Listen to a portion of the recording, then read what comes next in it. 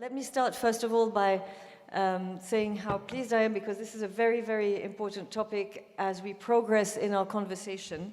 And I think by now we all know what the issues at stake are concerning how we live together online, basically. We've heard experts lay them out in a very articulate manner in the last day or two, starting, of course, with Maria Ressa, whose difficult personal experience, very difficult personal experience of being harassed and attacked while she stood for truth in the media, really helps us appreciate the magnitude and complexity of these issues. And this complexity was also illustrated by the young poet who said yesterday, "The hand that feeds you is the same one that chokes you," before he asked, "So what are we going to do?" And we also have to bear in mind that human rights are the common ground, the basis on which we build our solutions. I would like to add that we should bear in mind that much like literacy, which is enshrined in the Declaration of Human Rights, media literacy should also be a human right. We are at a very important crossroads where we can analyze, we can brainstorm together, and we can build on our experiences with and our knowledge of media and freedom. So this conference is a fantastic, important forum to do just that. Policies and structures need to be agreed on by various stakeholders, and it's quite urgent. I, for one, believe it's too important a topic to be rushed. It's worth taking the time to get this right. And everybody has been raising very pertinent questions. Are the principles the same, but we need to adapt them to different tools, or do we have to change the principles? So maybe more importantly for our panel here, as we get into the nitty-gritty of what concrete solutions can be offered, users can be empowered through media literacy, for example. Complaints mechanisms can be thought out. But really, who's in charge of that? And to what extent should the government be involved? I'd like to start with Julie Inman Grant, who very kindly joins us at a very late hour in Australia. For her, Australia's eSafety Commissioner, as I said, she leads what is essentially the world's first government regulatory agency committed to keeping its citizens safe online. And she's had extensive experience in the industry itself at Microsoft and Twitter. So maybe we could address, these mechanisms. I know you've had now, of course, lots of experience in discussing these and raising. You're actually quite known for sending legal notices to big tech. Maybe you can take us through how that works and what the response is. Sure. Well, I think we all have a responsibility to keep people safer online. So it isn't just a technical issue. Obviously, we're dealing with complex human behaviors and interactions as well. And that means the response also has to be multi-pronged. So the formula that we've worked from for the past 8 years starts with prevention through awareness and fundamental research, to protection through both systemic regulatory schemes and individual complaint schemes, and then what I call proactive and systemic change. And that involves things like what Chris mentioned around bad engineering. We call it safety by design, and it's an initiative we started in 2018 with more than 180 stakeholders, including the big tech companies themselves. And of course, the idea is you've got to assess the risks up front, build in the protections so that you're embedding those protections rather than bolting them on after the harm has been done. We have developed risk assessment tools that have been downloaded by companies in 52 countries. And you'll see that safety by design is really getting a run in many of the new legislative frameworks that we're seeing pop up around the globe. But the three key principles of safety by design are service provider responsibility, user empowerment and autonomy, what we're talking about here today. The burden for safety should never fall upon the user itself. And then the third tenet is transparency and accountability. As you just heard, I've sent a number of legal notices to compel more transparency from Microsoft, Meta, Apple, Snap, Omegle, and now today, Twitch, Twitter, TikTok, Discord, and others. Because that radical transparency is what we really need to understand the scale and the scope of the problem, but also to know what companies are doing to address these challenges. Now, in terms of the individual complaint schemes, I'll just touch on them briefly. We're not putting our finger up in the air and saying that's a mean tweet. We have we collect reports on child sexual abuse material and pro-terrorist content, around youth-based cyberbullying, around image-based abuse when intimate images and videos are shared online without consent, and we have a 90% success rate in taking that down, plus another range of remedial powers, and then a newer serious adult cyber abuse scheme that deals with things like rape threats and death threats and cyber stalking and doxing when it's been reported to a platform and that content hasn't been taken down.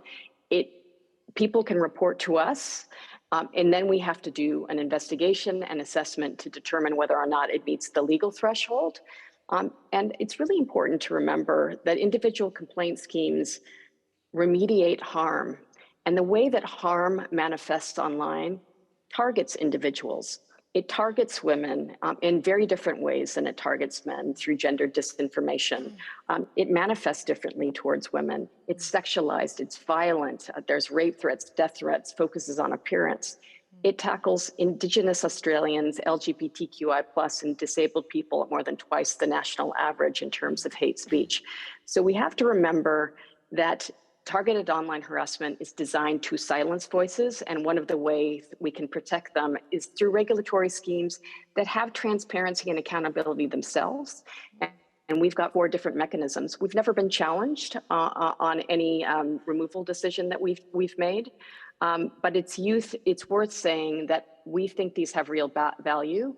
It also gives us a very robust evidence base to understand where the platforms are failing, where they're failing to tackle sexual extortion and other issues. Thank you so much. I mean, that's truly fascinating. I'd like to just move on. Actually, it's a very nice transition. I'd like to come back to what you've been saying a little later on, because there are questions, design is fantastic, but is it not too late, for example? And we can come back to that conversation later. I know you have very interesting thoughts about that.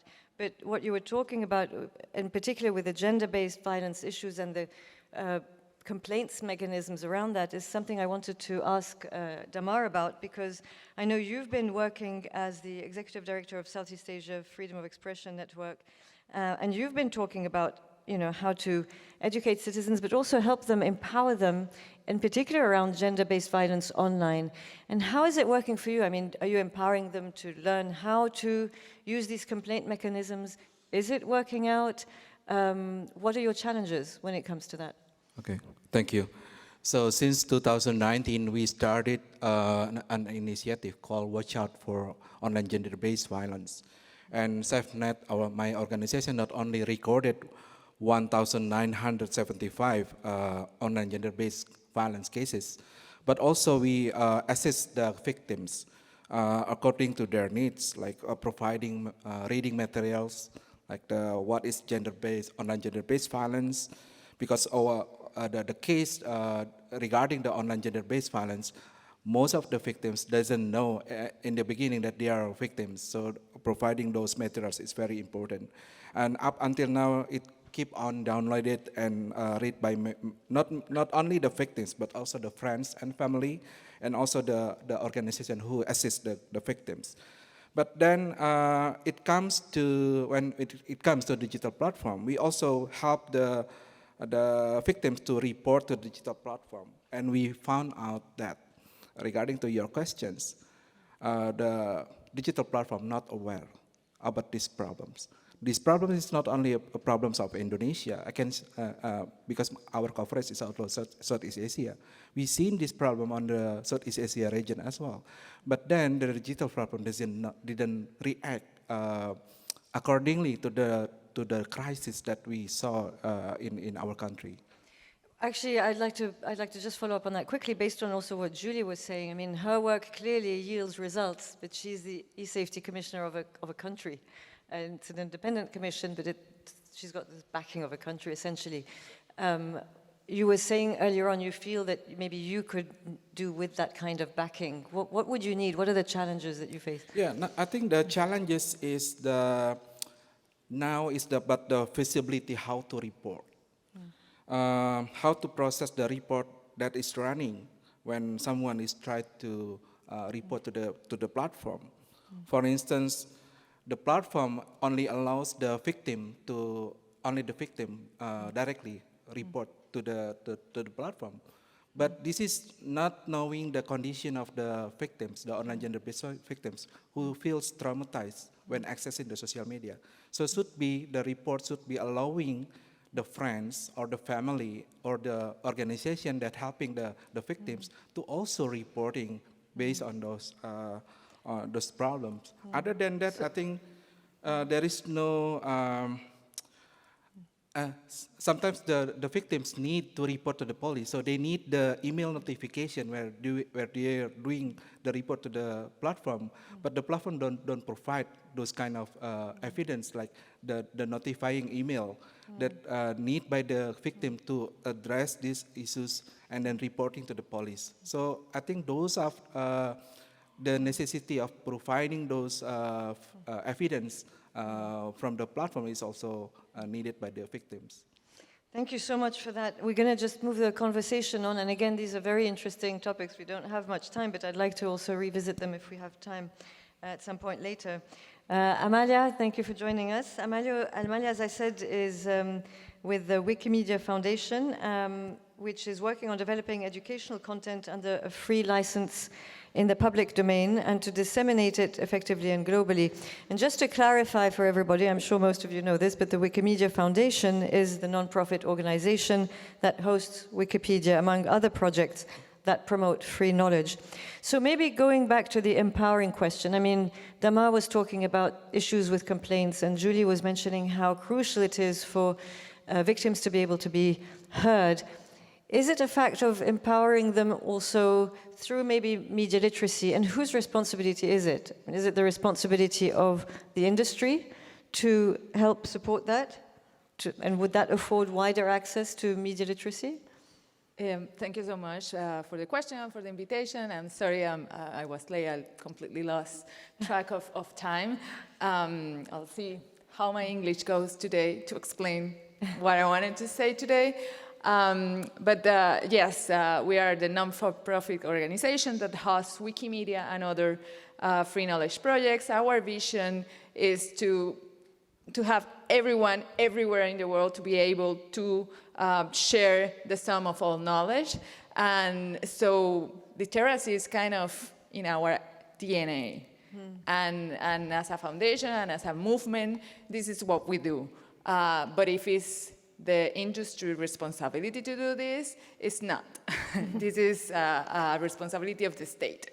But you know, the state alone is not going to solve all our problems, so we need to come together and work in partnership with the different stakeholders to come to a solution, yeah? And definitely it's worth thinking about that and think about what are the mechanisms that we need in place to make that possible without just expecting a private actor that the business model and their mission is not about that. In our case, not a problem. This is part of our DNA. This is what we do. The foundation does it. The volunteer community is every day doing different activities with the educational community to do media literacy.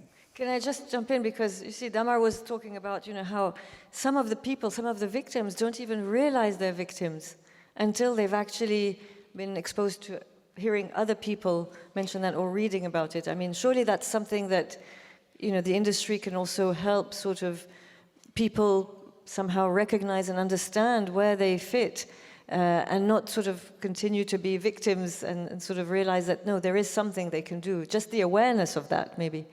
Yeah, no, and that's the industry plays a role there, as also Julie mentioned, you know, the safety of user responsibility of the platforms, you know. We need to be clear to have tools in place so people are empowered to feel safe, that they can participate safely in these digital spaces that are so important to our life. I do understand that.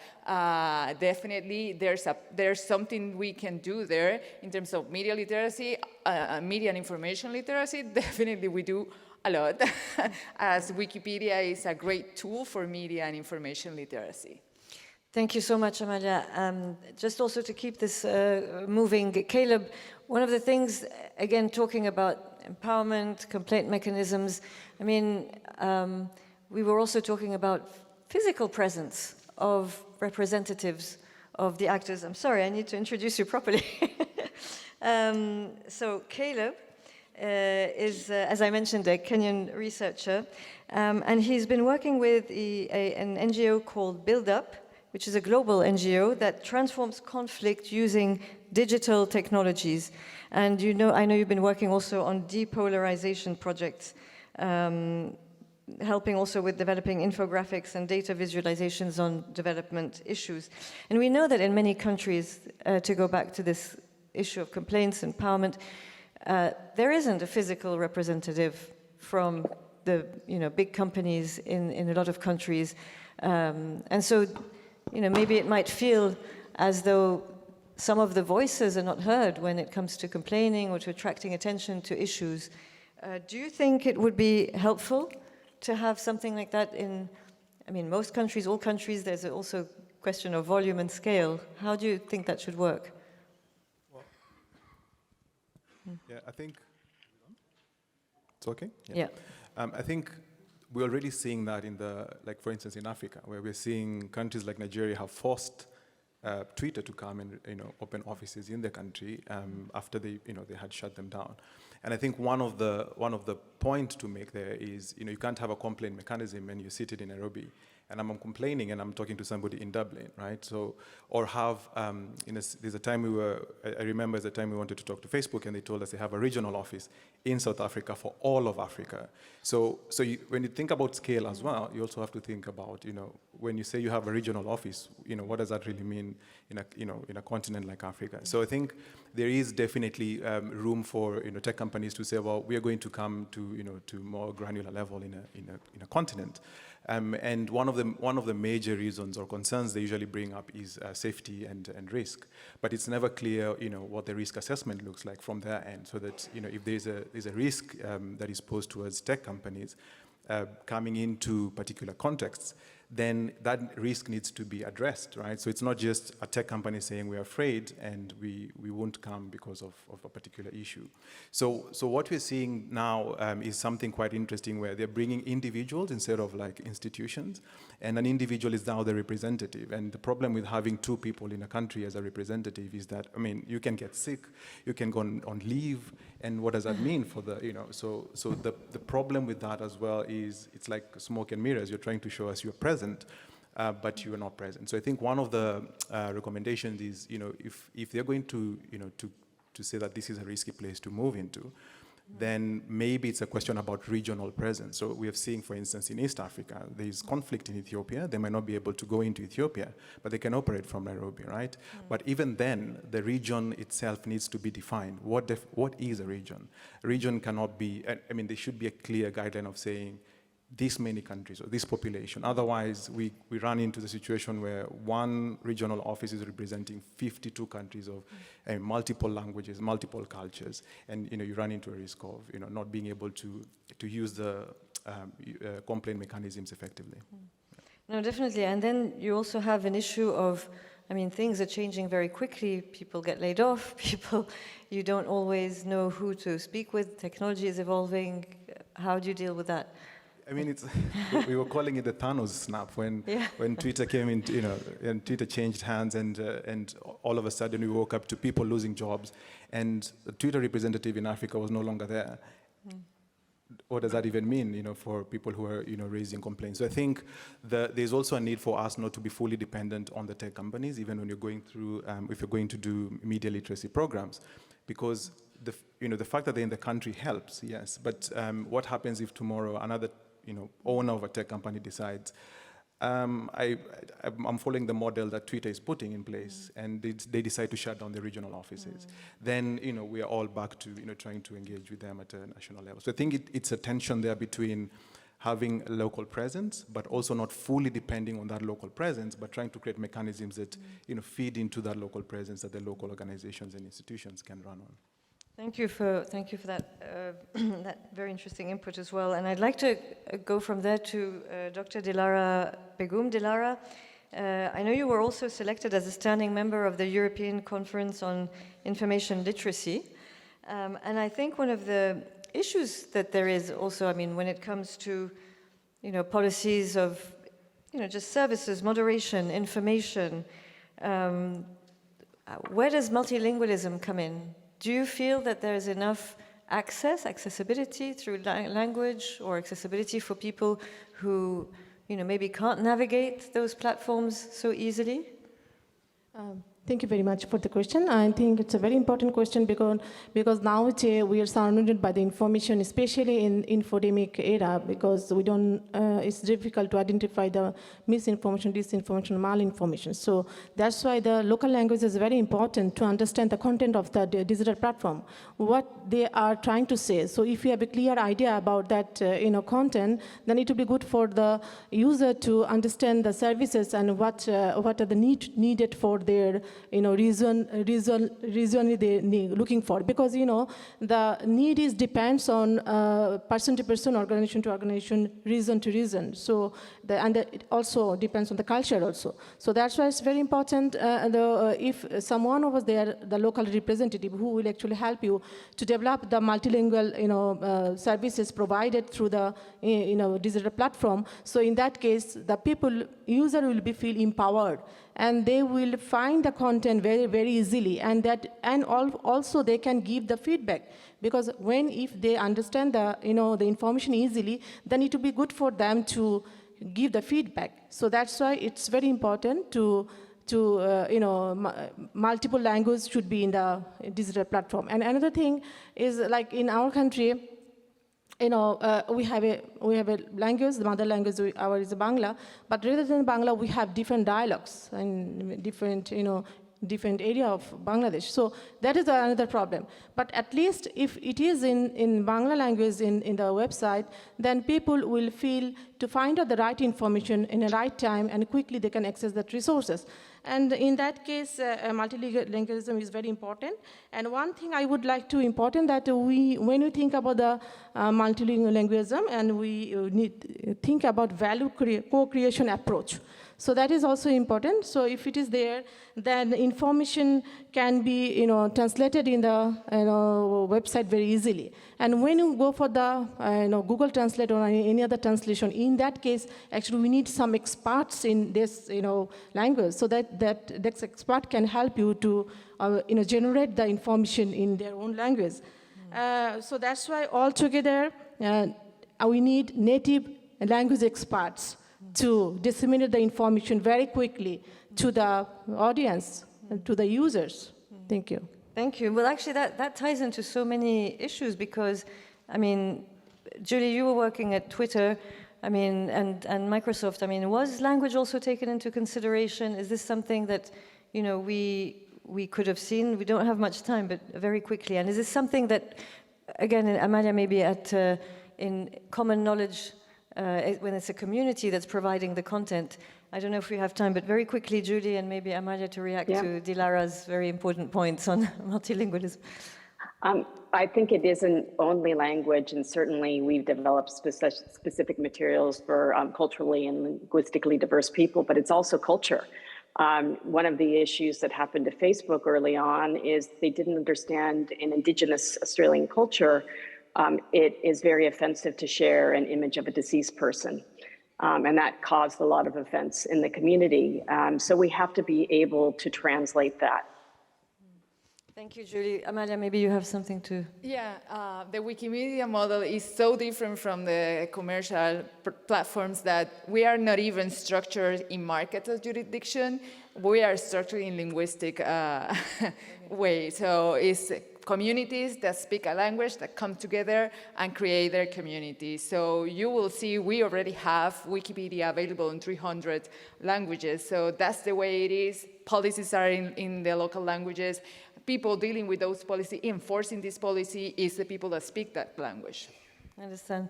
Dilara, maybe you wanted to add something about that? You have... I just wanted to 30 seconds. If we do this in multilingualism, so user will feel empowered. So that is very important for digital platforms. So this is one of the things we have to look into it. Absolutely.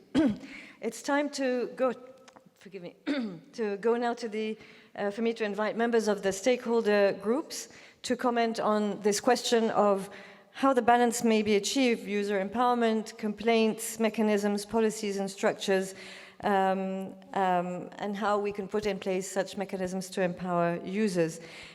Maybe I could start by asking if there's anybody from the industry. Is there anybody there? Sorry, I can't see. No, nobody from the industry. Okay. All right. Well, we have Amalia and Julie's experience from when she was. So in that case, maybe I can go to somebody from the public sector. Yes.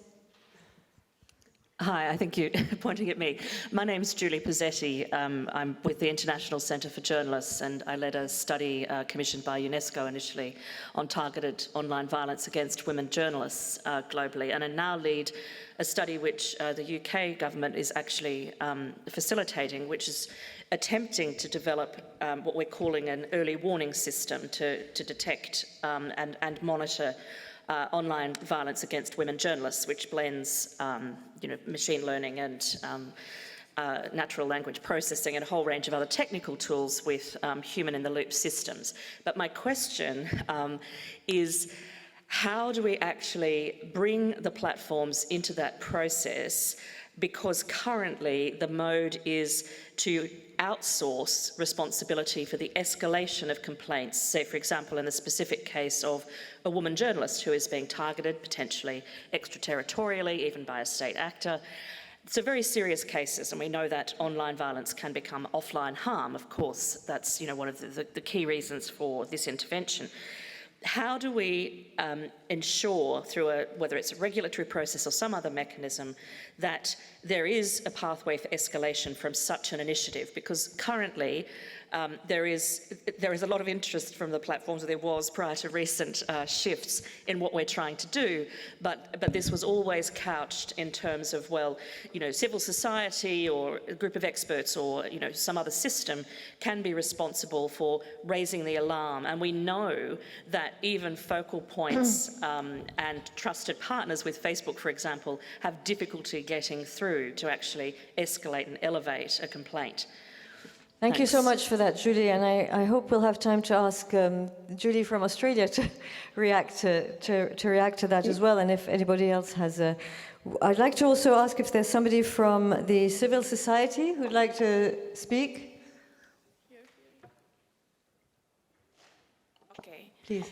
Yeah, thank you so much for the opportunity. Actually, I want to give the feedback for the guidelines and also asking the question for the speaker. So actually, I'm really appreciated about the guideline that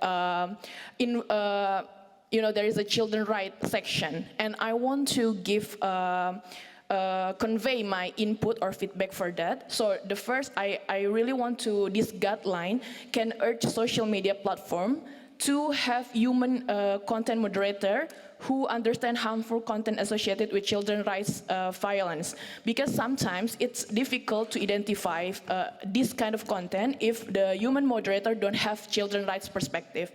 And then education carried out by social media platform need to be carried out not only targeting children and above 13 years old or parents, but also need to target children in early age who are already actively using their parent gadgets or social media as a form of prevention of cybercrime.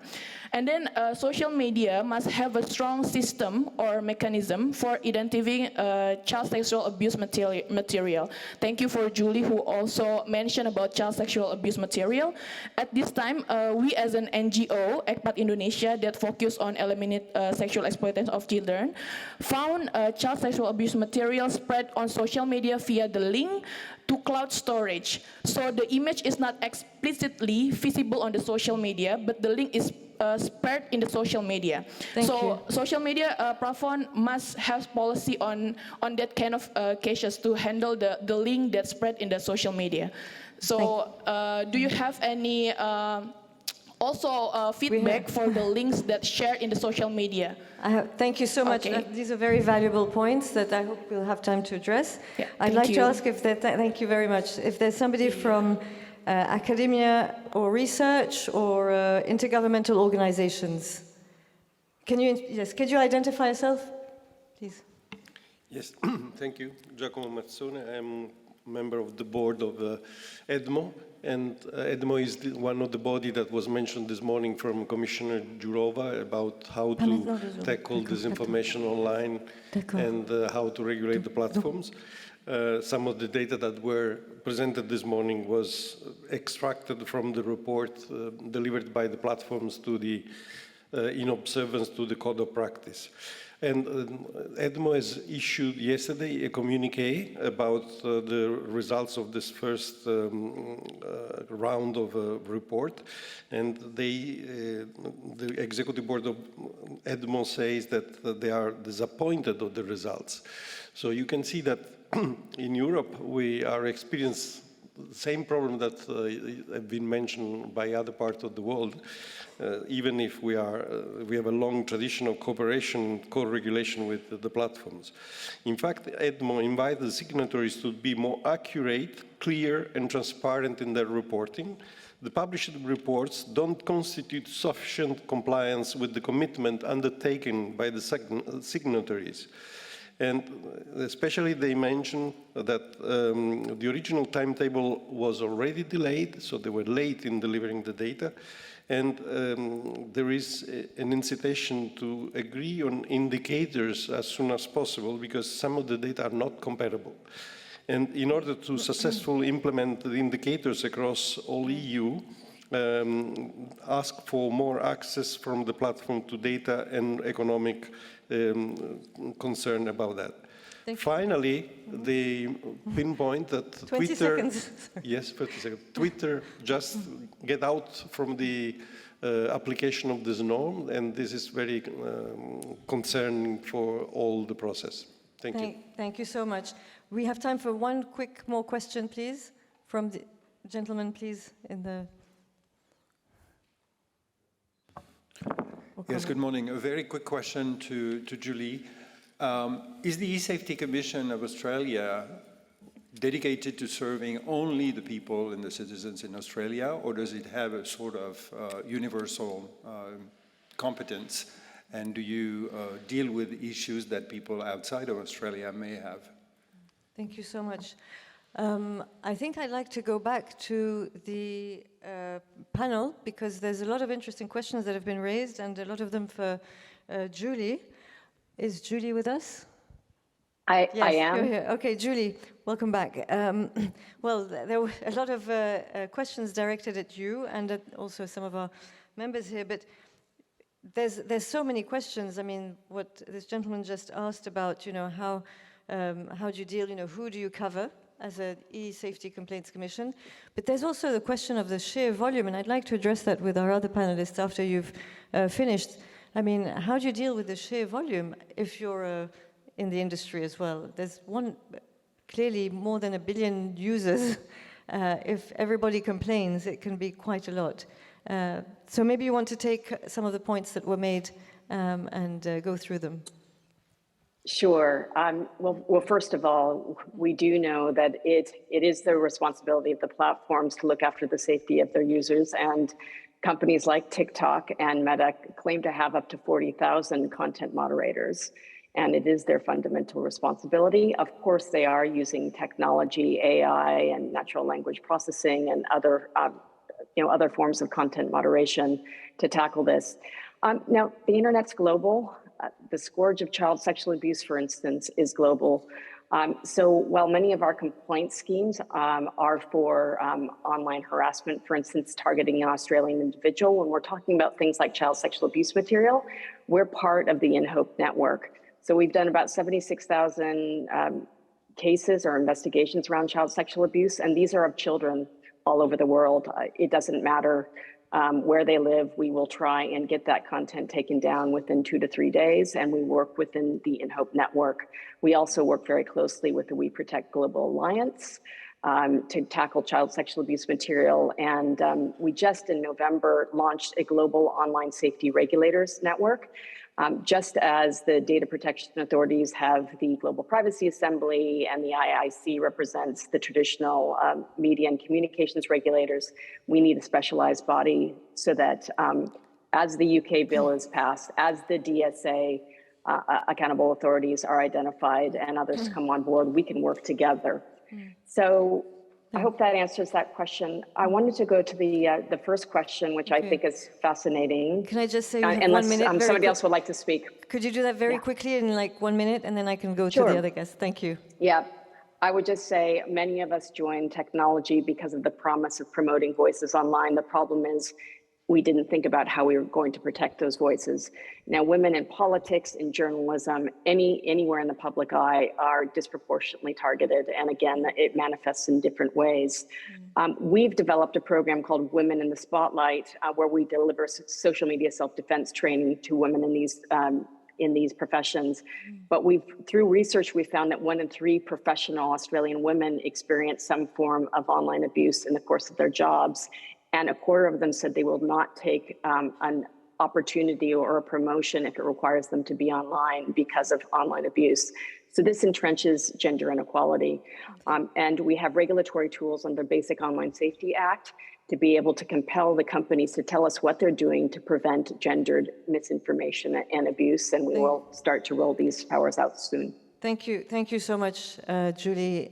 Yes, Damar, I know you really want to react to all that because that's also your field. And we also were talking about automated tools for content moderations. I mean, surely we need human beings to be on the other end of the...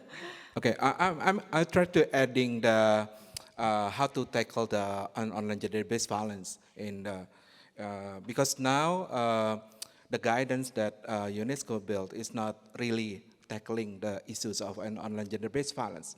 We need a special channel for reporting this kind of online abuse, including for the journalists. We have to have those special channels, and there should be a scaling of priority that the platform should do that based on the scale of priority. And I think I want also to add that on providing this channel, a safe space must be provided for reporting. This could not be the same like the other channel because, for instance, by giving victim name in reporting complaint may not mandatory because it can cause embarrassment for the victims. So in addition to that, the rapid response is also like what happened in Australia, that you have 3 hours to respond, is also something that we need to have. A clear service level agreement when we reporting on something that regarding the online abuses, then the platform should be respond in the certain time. So there, don't let the victim be left waiting without certainty. That's the thing that I want to address. Thank you, Damar. That's actually really, but let's go back also maybe a little bit to the root. We're talking about issues like gender violence online and gender representation. We were also talking earlier about the fact that there isn't enough gender representation. I mean, diversity, gender representation online. We feel very much that also, culturally, some areas are not properly represented. Amalia, I mean, how can we deal with that? There are clearly gaps there are, if you look at the volume of, women represented even on Wikipedia, I mean, there's still, clearly there could be something more done to redress that balance. Yeah, well, this is a structural problem we see in online, offline, in every space where we interact, and definitely it is an issue also within Wikipedia, where it's been long time ago has been identified that there is some knowledge gap and representation gaps in Wikipedia. The foundation is measuring that. The foundation is have different initiatives to try to change that reality on the Wikipedia, to have more women and underrepresented people on Wikipedia be participants of these projects. And the community itself is doing a lot to try to close those knowledge gaps that is really happening there. So we are doing our part, but all alone we are not going to accomplish this if there are not comprehensive policies coming from the state as well. So we can all work together to change this big problem. That's a good appeal to everybody here. Caleb, so, hearing the comments from, everybody here, and, for instance, one of our stakeholders was mentioning, how despite all the work that they've done, they're still quite disappointed with the results. On the other hand, we do have, in Australia, a model in a way of, how things can change, or there can be responses.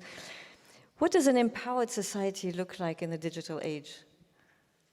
Well, I think that depends on the context, but I think one of the things we are seeing in this space, and I think also to point out to some of the challenges that are showing up in those reports, is this way of doing digital literacy, where it's either segmented or fragmented, where it's like civil society are taking the load, right? Because they're the ones who are engaging with the communities, and perhaps they're taking the front lead and doing that. Sometimes government will show up, sometimes they won't.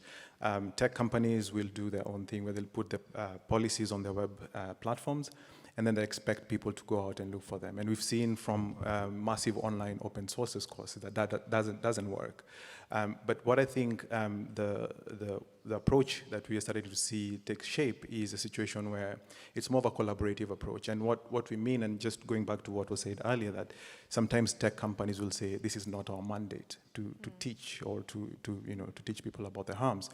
But I think there's a role to play when it comes to sharing information. So what we mean by that is if we're doing digital media literacy, but you're doing it in a blind space, we don't know where the harms sit, we don't know what the targets are, it's very going to be difficult to create content that is relevant to communities that are in these spaces that are being targeted. So we end up with a generic model that tries to have one size fits all. And we've seen from the algorithm recommender models, one size doesn't fit all. That's why they give you a recommending algorithm to give you what you want, what you need at the point you are. So if we are going to do media literacy, we have to take that same approach and say, well, we can't use the same approach to university students and to older generation. And we've seen that in Kenya, where they come with one PowerPoint and they take it across the country and they say, well, we've done our media literacy, we are done. But then it doesn't seep to the surface, it doesn't touch on the real issues of this is gender-based through journalists. Here we are seeing racial, here is seeing ethnicity. And the way that to trickle it down to the communities is through partnerships, where we're able to say, look, you might not be able to do that, but we have the networks in those communities. And also one other thing is an empowered community where we're not just teaching people on how to navigate harms online, but we're empowering them with tools that they can use to hold tech companies accountable. Somebody mentioned there earlier about platforms that are able to look at the tech spaces and say, what is the level of polarization in this community? And if we put those tools in the hands of the communities, that's empowerment by itself, right? We're seeing civil society. We saw Maria Ressa say that they used CrowdTangle, right? Yeah. And if we don't have those tools, then we're just asking these tech companies, what is the problem online? And they're telling us, we don't really know. We can't even hold them to account whether they're meeting the community standards. So I think it goes both ways. When they tell us, block your friend or not follow them or report them, we should be saying, well, we want to also see what you're doing so that we can report you. Otherwise, we're always going to be checking ourselves, but the community power is not being used to check the companies as well. Thank you for that. That's actually a really interesting point, and also takes us nicely into what we also discussed with Dilara, which is the importance, and also one of our stakeholders was mentioning the importance of teaching MIL, and through MIL different kinds of literacy, but also teaching MIL as lifelong learners. So as our stakeholder was mentioning, not just the age group that we usually target, children or teenagers and young people, but also maybe younger children and older people, senior citizens. Maybe you can address that. And thank you for the question. I think it's very important that we need media literate people more and more, especially in context of Bangladesh. I just wanted to say that in the Bangladesh government, they have implemented an education policy, and in that policy implemented in 2017, and they have actually emphasis on lifelong learning, and it goes to literacy or media literacy. So this is a very good initiative taken by the Bangladesh government, but it's a long way to go. So we need some policymaker and some people, so they will work together and try to, incorporate this, media literacy courses in their curriculum. And as I work for East Coast University, in my curriculum, actually, in our department, we have incorporated these courses for the undergraduate student. But when you think about the children, like the school level, I think it's very important to take the initiative to make them media literate from the school level, because they are the future generations and they will help the nation, they will help the community. So that's why it's not started in our country. So it's a very small, portion. We are started from the only undergraduate level, and we do organize different workshop and the seminar on media literacy. And I will give you one of the statistics of my country. Like in our country now, we have, it's according to data portal, we have it's 172 million populations, and under that populations and the internet user is 66% population are using internet. Is a massive amount of people are using, and under 66, 44% are using social media. So it's very difficult for us to identify the right information for the right people. People are feeling confused. They don't know which content is reliable and from where we can find the right information and how you can make them more useful for them, their personal life, their education life, and their professional life also. So that is a big challenge for us. And for myself, as I am working on academia, especially on media literacy, so it's very important for me to introduce this, incorporate these courses from the childhood, like for the school level, and then people will be media literate. And one thing I would like to state over there, we talk about some of the fact checkers, tools, automated tools, ChatGPT, and some other, automated tools. But this is also important to identify to which information is right, which is not, which is false, which is misinformation. But and the regulation policy is very important. But in the top, I think media literacy is very important. That skill is needed for everyone. When we actually, equipped with this media literacy skill, then everything can be controlled. Everything, like maybe we don't need fact checker, because we will work as a fact checker because we are media literate.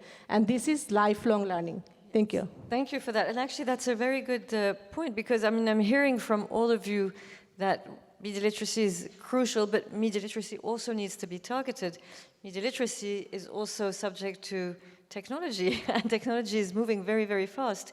So I think there's also some questions, and understand that the industry is not responsible, but with the technology moving very fast, surely there has to be some inclusion of a conversation with industry companies or big private companies to sort of help us make sense of where we need to be now to be on top of that, with helping people navigate this world.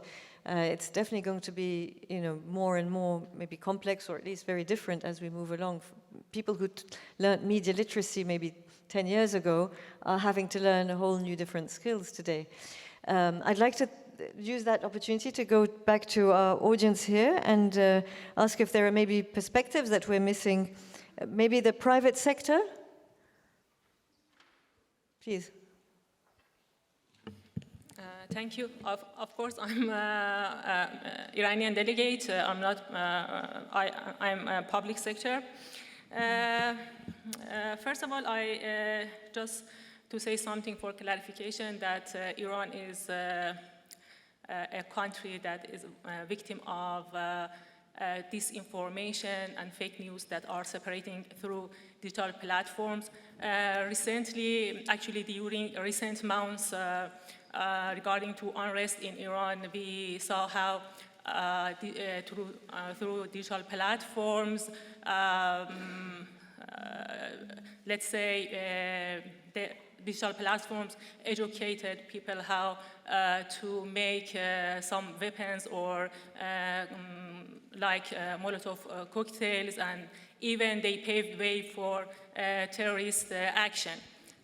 So in this regard, my question is, how can an effective and impartial mechanism be established to deal with the complaints of users and victims of criminal and harmful activities and content on cross-border digital platforms when they refuse to cooperate with competent national authorities of other countries, especially in a situation where they refuse to designate contact points and establish a legal representative. What could be done legally if global digital platforms refuse to cooperate with national competent authority and refuse to establish legal representative in other jurisdictions in which they have a lot of users? Thank you. Thank you for that. I think that's also exactly why we're having this conversation, because there's of course, everything is a two-way street. And there are situations where, as you mentioned, maybe governments might have reasons to complain. There are situations also where citizens may be wary of state institutions for some certain reasons, and that's something I'd very much like to, I hope we have time to address that a little later. Maybe somebody from the industry, from the private sector? Is there anybody from the private sector? Please. Academia, let's go with academia. Thank you. Okay, thank you. I am Sofia Kaitadzi Whitlock from Greece, Aristotle University. I wanted to suggest that we have to overcome the old format, the old-fashioned, shall I say, of media literacy and digital literacy, because they centered around the issue of every user, with the machine. The relationship with each individual with the machine, with the system. However, at this maturing stage of the internet society, if you like, we have developed a digital sociology. We have developed already quite deep and extensive relations between users, between ourselves. Therefore, I think that we have to go over to digital communication education, which centers on relations between us as users. Moreover, it centers around alerting people about methods how to stop being victimized, methods how to stop being victimized also by the industry, which happens. Because you mentioned earlier in the discussion about victims and victimization. How do you deal with the security human right, the cybersecurity human right, when you have ignorant and frivolous or people who are very naive, shall I say. Thank you. Thank you so much. I'd like to ask somebody else to take the floor. Do we have somebody from an intergovernmental organization or civil society and media? Media. Media, please. Joseph, yes. My question is on, we're talking about user empowerment and complaints mechanism. What about blackouts from states? Unitary blackouts. We have seen that happen with Russia, but has it really helped in any way? And has it stopped the war in Ukraine? That's a question that I wanted to ask on what happens when the globe or the whole world or parts of the world come together as a majority and then decide on a blackout or media blackout, especially on social media platforms, and then that happens. Does it help? And are we going to be able to stop that? Thank you so much for that. Anybody else wants to, there's 1 minute 30. Somebody, please. Thank you. Thank you very much. My name is Pensi Tlakula. I'm a member of the Information Regulator. I'm the chair. I have a comment, not a question. Starting with digital platforms, the terms and conditions that they put for users are in such legalese that nobody understands. Even I'm a lawyer, but I mean, even myself. sometimes to just go through. What about ordinary people? Ordinary people don't even read that because they don't know what it means. So I think tech companies should start writing in plain language that will be understood by everybody. That's the contribution that I want to make. Thank you. Thank you. A very valuable comment. We were talking about multilingualism, but let's start by just simplifying the language. Indeed. I think I have time for one more very quickly. Sorry, I can't see. I don't know. There, somebody's waving. Hello, I am Manuel Antonio Monteagudo. I am coordinator of a media literacy organization in Peru, which is called A Mí No Me La Hacen. I have a couple questions regarding your initiatives with languages. I think Latin America has a very interesting case because we're a big region with a single bridge language, I think, well, 2 bridge languages and multiple regional languages, indigenous languages. I think if we want to have a media literacy initiative, we have to listen to grassroots organizations. That's what we are doing in Peru. Like, we are looking for people who speak Quechua, Aymara, Tupi, to know what are their media literacy needs. We cannot think about media literacy education without knowing the media customs of the people. There is another perspective, just a second one, the generational perspective. I think every generation has media habits which are different. Personally, for example, I use Reddit, and the people younger than me use TikTok and not Facebook at all, for example. So you really need to know this before teaching media literacy. Thank you. Thank you. That goes back also to, I suppose every country also has a different culture when it comes to what the preferred usage is, which digital platform is used more often. I think we can go now to the rapporteurs. I understand that there are some submissions from the online survey. Yes, thank you very much. We've already received over 70 comments this morning. Wow. And so I'd just like to remind our viewers and participants of the question that was asked for this session on user empowerment and complaints mechanism. So the question was, multilingualism is a crucial element to empower users. What should be the minimum requirements for platforms regarding, for example, the provision of services, moderation, and information available in multiple languages? So we notably received one submission from a CSO from Indonesia that reads, I also want to convey my input for the child rights section in the guidelines. First, guidelines can urge social media platforms to have human content moderators who understand harmful content associated with children's rights violence, because sometimes it is difficult to identify this kind of content if the human moderator don't have children's rights perspectives. Second, education carried out by social media platforms need to be carried out not only targeted children from 13 years and older, but also need to target children in early age who are already actively using their parents' gadgets and social media as a form of prevention to cybercrime. Third, social media must have a strong system or mechanism for identifying child sexual abuse material.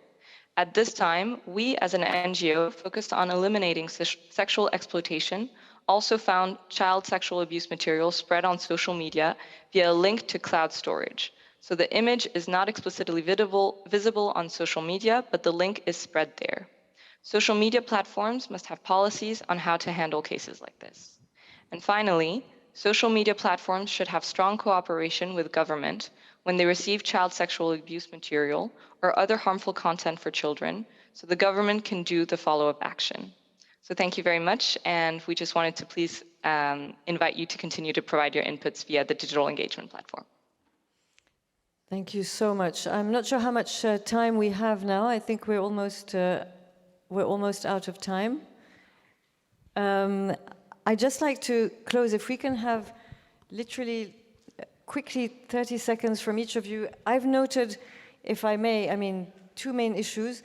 Media literacy definitely, but needs both to be targeted to specific age groups and also, or maybe widened to a bigger audience, but also targeted in terms of what we're actually teaching and how we're helping people be literate. And then there's this whole question of government. How does government fit in?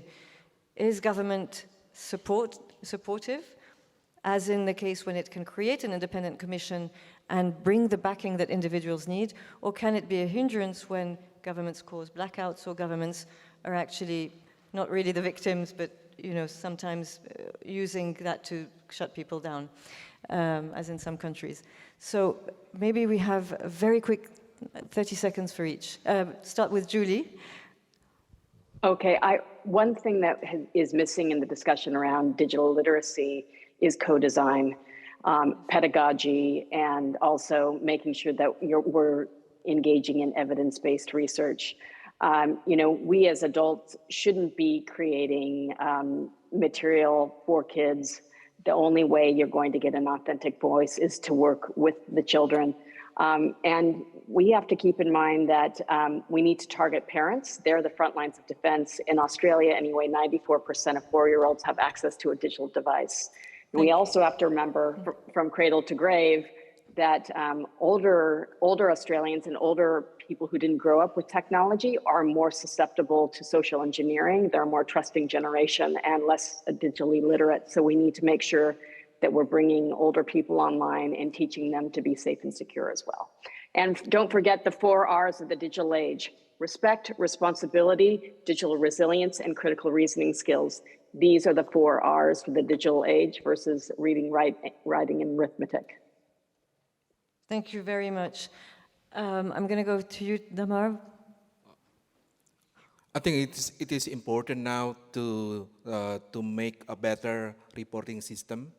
And to make a better reporting system, we have to talk directly to the engineers of the social media platform and also the digital platforms to them to feel that there is a necessity, a special design, focusing on the victim-based approach, so there will be safety for them. The second one, I want to address about the blackouts. Our victims, Indonesia has the blackouts recently, and then it was horrible. It doesn't solve anything. Even it getting everything more dangerous because no access for people to know what happened, and just like a blackouts, people turn to have more conflict during the blackout. I think that's a very good question, by the way, because there's also this. What do you show? I mean, you show somebody being killed, it's dreadful, and it seems hardly ethical.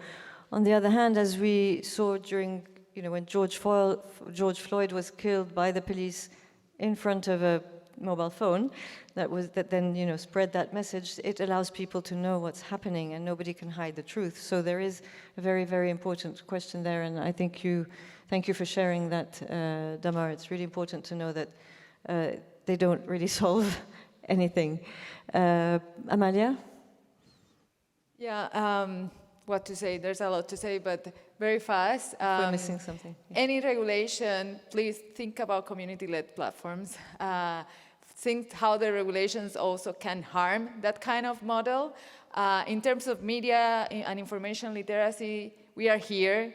We are a platform that is perfect for this, where people can learn how to assess and evaluate content and sources, how to understand biases and knowledge gaps, how to see how information is produced. Is a perfect Wikipedia for all of this. So think about us. We are here. We are already doing a lot across the world in terms of media and information literacy. But hey, governments, you can reach out to us, and we can do way more than we are already doing, and the voluntary community is doing.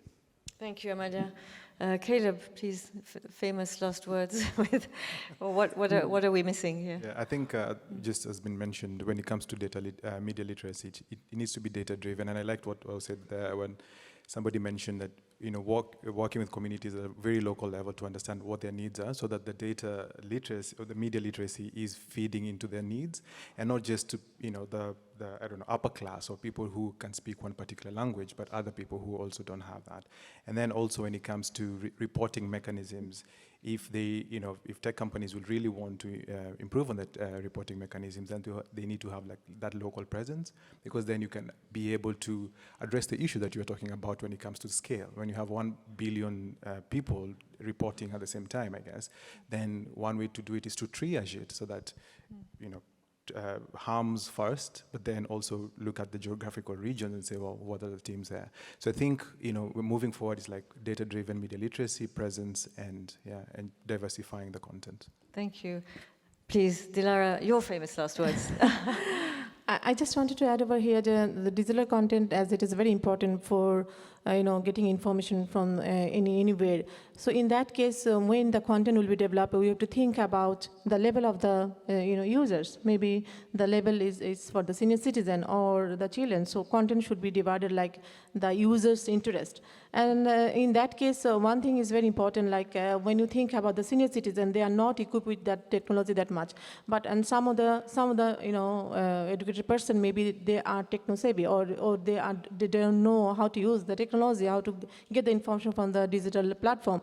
So in that case, it's very important to give them the training, and awareness and giving training is very important, because awareness is create people more, they will be able to use this platform effectively and efficiently. And the media literacy means like people will know about the what kind of information is needed and how they can locate that information. And that located information should be accessible. When you access that information, then we have some skill to develop to evaluate that information.